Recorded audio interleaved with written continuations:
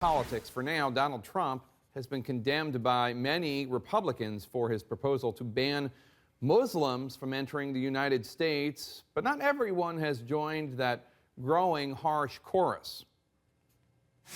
Joining me now to talk more about that proposed Muslim travel ban and much, much more, Republican presidential candidate and Kentucky Senator Rand Paul. Senator Paul, thanks so much for being here. We appreciate it. Glad to be with you. So your fellow Republicans are calling Trump unhinged, saying his proposal is un-American, unconservative. You have been fairly muted in your criticism. What do you make of it all? Well, I don't think we should have a religious test, but I think there's a danger of obviously generalizing to all Muslims, that that's a bad tendency.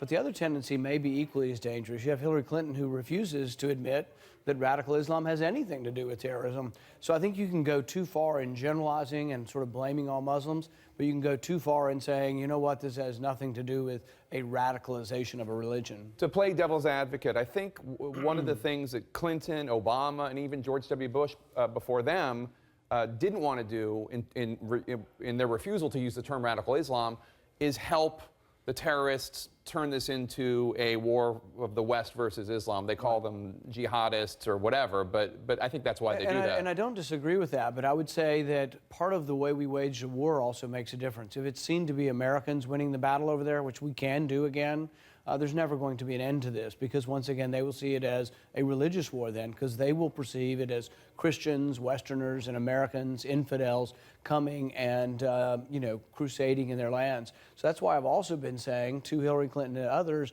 that the boots on the ground need to be Muslim boots on the ground.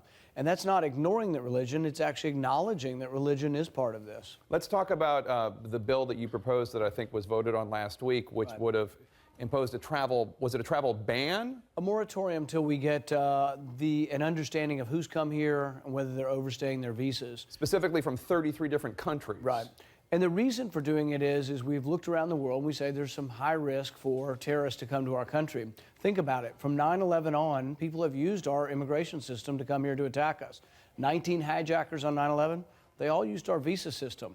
They didn't obey our rules, though. The students came here, overstayed their visas, didn't go to school. Visitors came, overstayed their visa. So the thing is sure, wouldn't we want to have scrutiny and say, if you say you're coming for a month, that you go back home after a month? And if we don't know that, then I think we do need to press pause and say, let's get a better grip on what's been going on. It's been 15 years, and we have not fixed our immigration system. 33 countries is a lot of countries, and I couldn't help but notice that almost all of them are majority Muslim countries. Is this not a way to get around the religious test that Trump is proposing by doing it geographically, even though it's mostly Muslims? But mine is to try to figure out an answer. So, for example, global entry is kind of like our frequent flyer program internationally. You do a background check. From many of these countries, if we could get them into global entry, if you're a normal businessman or woman who comes here all the time and you have international trade credentials and you're part of the business community, get into global entry and let's get it so it's expedited. But if you're a 25-year-old kid and you have never traveled to America, I think there ought to be extra scrutiny for you coming from these countries. I have to say, as somebody who follows your legislative work and your speeches very closely, who is a student of the Rand Paul oeuvre, if you will, I was surprised that after Donald Trump's proposal, you weren't out there quoting James Madison, referring to religious liberty, reciting the Bill of Rights. Why such a muted response? Well, I think some people confuse this. Is having a religious ban against our sensibilities? Yes. So absolutely, I don't think we should have a religious ban. But I think if we go too far the opposite way and say that we're not at risk for people coming here and we're going to spend hundreds of billions of dollars going over there and waging war, where we're not willing to have any rules about who comes into our country. We had 2 Iraqi refugees come to my town, Bowling Green, Kentucky, and they were in the database. One of them had fingerprints on an exploded bomb fragment, and yet we didn't sufficiently screen them. So I think all of us, no matter Republican, Democrat, liberal, conservative, I think we all could be for a little more scrutiny on who comes to visit. I want to ask you about the issue of liberty versus security.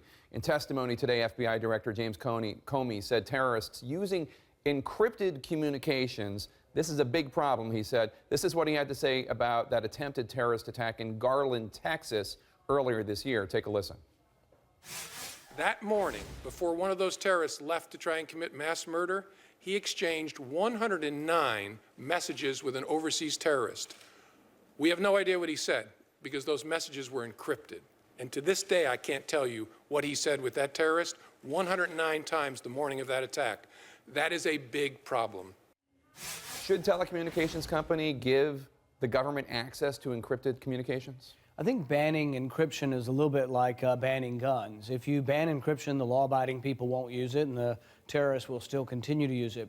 You have to realize when they open up the source code to people so the government can look into it, it's a weakness in the source code and other people can look. So China can then look and monitor their people.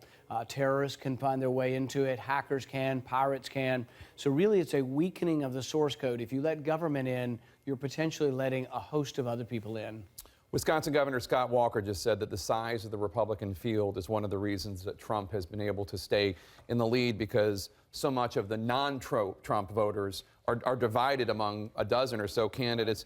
And he said that candidates should follow his lead and drop out. Our latest Iowa poll has you at 3% and 2% in New Hampshire. I think he's talking about you. Yeah. I think the polls have been so inaccurate that it'd be a mistake to base anything on the polls. In my state of Kentucky, a week before the election, they said the Republican was down 5 points and he won by 8 points, off 13 points in the week before the election. I think, in fact, we've gone too far the other way of really basing election coverage and everything else on polls. We've gone into this Trump mania. I don't think he's going to win. I think really that we've overblown these polls, and in reality, many of the people in these polls are not voters. I guess we'll see. Senator Rand Paul, thanks for joining us. Thank you.